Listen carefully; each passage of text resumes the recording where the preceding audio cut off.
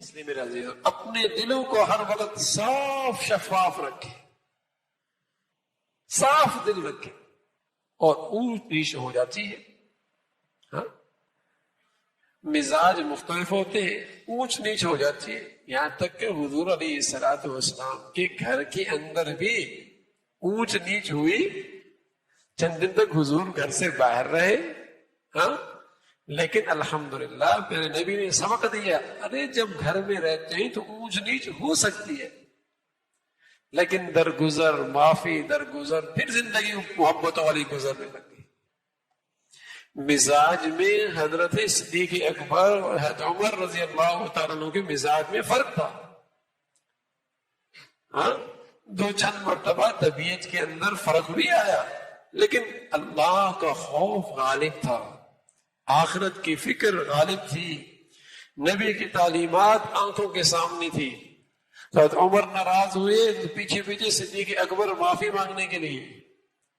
گھر میں جا کر جب عمر نے دروازہ بند کر دیا تو صدیق مایوسی کے ساتھ واپس آیا. حضرت عمر رضی اللہ تعالیٰ کو خیال ہوا کہ صدیق ناراض ہوگا تو میرا کیا بنے گا. وہ پیچھے دوڑ پڑے، کبھی یہ پیچھے معافی کے لیے دوڑ رہے ہیں، کبھی وہ پیچھے دوڑ رہے ہیں. حضور علیہ الصلوۃ والسلام کی خدمت میں آیا کہ اللہ کے صدیق فرما رہا ہے کہ عمر مجھ سے ناراض ہو گیا. حضرت عمر فرما رہا ہے اللہ کے رسول صدیق مجھ سے ناراض ہو گیا، ان کے بولو مجھ سے راضی ہو گیا. سبحان اللہ. تو اونچ نیچ ہو جائے گی، گھر کے اندر بدتنی آواز آ جائے گی، لیکن اللہ کا خوف ہے تو یہ اس کا تو تعلق رہ نہیں سکتا. ہاں یہ نفرتیں رہ نہیں سکتی، یہ رنجشیں رہ نہیں سکتی. کشیدگی ختم ہو جائے گی، رنجشیں ختم ہو جائے گی اگر اللہ کا خوف ہو کہ رب کی رحمت روٹ جائے گی، ایمان کا نور نصیب نہیں ہوگا. جتنے بھی تہجد پڑھتے رہیں، تسبیحات پڑھتے رہیں، تلاوتیں کرتے رہیں، لیکن دلوں کے اندر کینہ اور بغض بھرا پڑا ہے تو کوئی نور نہیں ملنا، کوئی نور نہیں ملنا. اس لیے میرا عزیزو اللہ کے لیے ایک دوسرے کو درگزر کر دیا گیا، معاف کر دو. یہ کم از کم آخری درجہ ہے معاف کرنے کا، ورنہ اچھا تو یہ ہے کہ اس کے ساتھ خیر خائی کا معاملہ کرے. اس لیے لکھا ہے کہ اگر کسی کا نقصان ہو اور دل کے اندر خوشی پیدا ہو کہ اچھا ہوا اس کا نقصان ہوا، دل کے اندر خوشی پیدا ہوتا ہے، یہ اچھا ہوا اس کا نقصان ہو گیا. اگر اس خوشی کو پسند کر رہا ہے تو یہ دل کو سیاہ کر رہا ہے،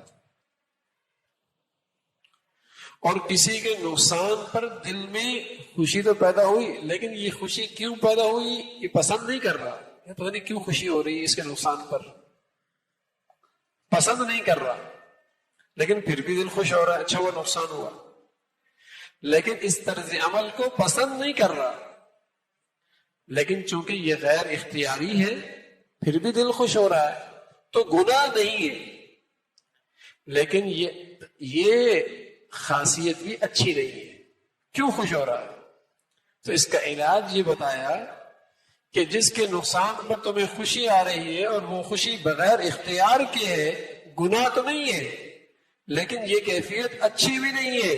اس لیے اس کا طریقہ یہ ہے کہ ہمیشہ اس کو اپنی دعاؤں میں یاد رکھا کرو کہ اے اللہ تو اسے اور ترقی نصیب فرما، کہ طبیعت کے اندر جو قدرت تھی اس کے بارے میں وہ آہستہ آہستہ زائل ہو جائے اور وہ کیفیت بھی ختم ہو جائے.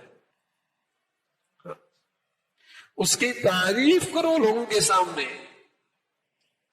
اس کی اچھائیاں بیان کرو، تو اس سے انشاءاللہ یہ کیفیت بھی ختم ہو جائے. تو میرے دوستوں ہماری زندگی ایسی ہو کہ سب سے صلہ جوئی ہو، محبتوں والی ہو، پیار والی ہو.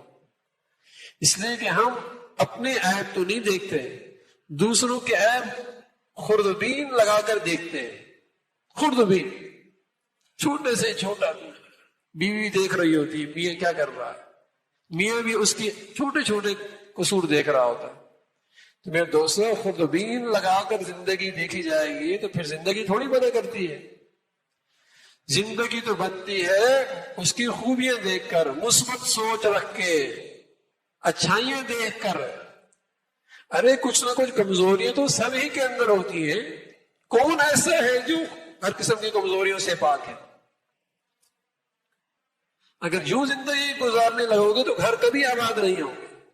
ہاں اپنی کمزوریاں خود بین لگا کے دیکھو، یہ ترقی کی علامت ہے، یہ بڑائی کی بات ہے. دوسروں کی زندگیاں مثبت انداز میں دیکھو، اچھائیاں دیکھو کہ جو اب تک کر رہا.